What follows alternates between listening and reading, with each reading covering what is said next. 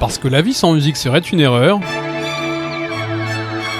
Du 78 tours au streaming. Ce n'est que de la musique. Ce n'est que de la musique. Ce n'est que de la musique. Ce n'est que de la musique. Le podcast qui ne manque pas d'air. That's it. Bonjour tout le monde et bienvenue à la capsule 9.5 de Ce n'est que de la musique, le podcast qui ne manque pas d'air. Aujourd'hui on se retrouve en février 1994, dans un monde où Ace of Base est numéro 1 du top 50, Mariah Carey est numéro 1 au Royaume-Uni et la beugleuse de Montréal numéro 1 aux États-Unis. On est mal.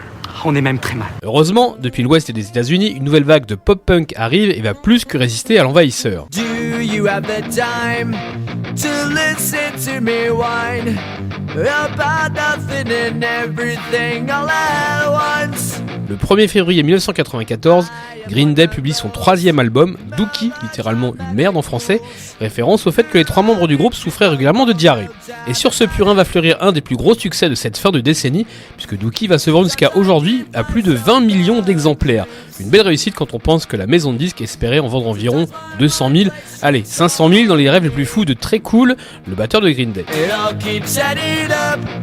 I think I'm cracking up. Am I just paranoid? Am I just up? Billy Joe Armstrong et Mike Dimmt se rencontrent au collège et forment un groupe qui s'appelle Sweet Children. Ah, comme c'est mignon. Ils se font repérer par le boss du label Lookout Records, et lors de ce fameux concert, il n'y avait que 5 spectateurs. Le groupe change de nom juste avant d'enregistrer son premier EP, et Sweet Children devient Green Day. Un Green Day ou Journée Verte, c'est quand vous passez votre journée à ne rien faire excepté fumer des joints. Green Day sort 2 albums avec Lookout Records, 2 albums qui seront un succès à l'échelle du milieu indépendant, mais pas de quoi rentrer dans l'histoire du rock, puisque Kerplunk, deuxième album sorti en décembre 91, va culminer à 50 000 ventes aux États-Unis. On sait depuis le fameux concert à 5 spectateurs que Green Day n'a pas besoin de convaincre beaucoup de monde pour passer à l'étape suivante. Dans ceux qui ont jeté une oreille sur les premiers albums de Green Day se trouvent des gens de chez Sony Records, Warner ou encore Geffen, la maison de disques chez laquelle était Nirvana. Et bien que les premiers fans aient très de vendus, Green Day signe chez Reprise Records, une filiale de Warner où travaille un certain Rob Cavallo, et c'est lui qui va produire leur prochain album. C'est à Berkeley que le groupe s'enferme en studio avec Cavallo. Les membres du groupe sont très tendus, le producteur les emmène au bar mexicain en bas de la rue, même si Très Cool, le batteur n'a pas encore l'âge légal pour boire de l'alcool aux États-Unis. C'est ça alors. Finalement, tout se passe bien, et au contact de Cavallo, Billy Joe Armstrong et ses 2 acolytes vont apprendre plein de choses. Une fois la production terminée, il faut passer à l'étape marketing, et les gens de chez Warner étaient un peu craintifs de devoir discuter avec des sales gosses méprisants, des punks à chiens sans chien quoi. Mais n'oubliez pas qu'avant Green Day, c'était Sweet Children. Oh oui, je veux être bisounours, c'est tout. Le trio est intimidé de déambuler dans un bâtiment rempli de disques d'or et accepte sans broncher le projet de clip de Warner pour Longview, un clip très coloré qui plaira aux enfants de 9 ans selon la direction marketing de Warner. Et ils font confiance à ceux qui savent. Écoutez, laissez la police faire son travail. Dès que j'aurai de plus amples informations, croyez bien que vous en serez les premiers informés. Et ça marche. La direction du clip sur MTV lance bien les ventes de Dookie, et si à ça vous ajoutez les passages dans des émissions telles que celles de Conan O'Brien et Jon Stewart, Dookie atteint rapidement la 2e place du top album américain. En quelques mois, la barre des 500 000 exemplaires vendus aux États-Unis est atteinte. Le disque de platine, décerné pour 1 million d'exemplaires, est remis au groupe le 17 août 1994. Le magazine Time va se pencher sur le phénomène Green Day, le compare certes à Nevermind de Nirvana pour l'impact que ce disque a sur toute une génération, ça c'est plutôt un compliment, mais affirme que cette musique est faite pour les personnes aux hormones bouillonnantes et à la faible capacité de concentration. Ça, c'est plutôt moins sympa. Mais bon, pour ce qui est de la faible capacité de concentration, on ne peut pas donner tort au Time, puisque Dookie contient 15 chansons pour une durée totale de 39 minutes 48 secondes. Ils ont pas le temps les gars de Green Day, hein. Pour eux passer 3 minutes c'est du rock progressif.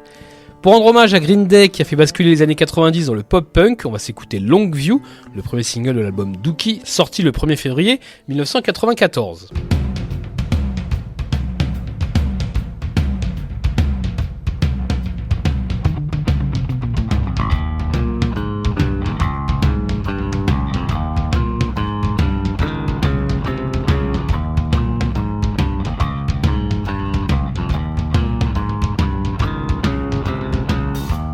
Sit around and watch the tube, but nothing's on. I change the channel.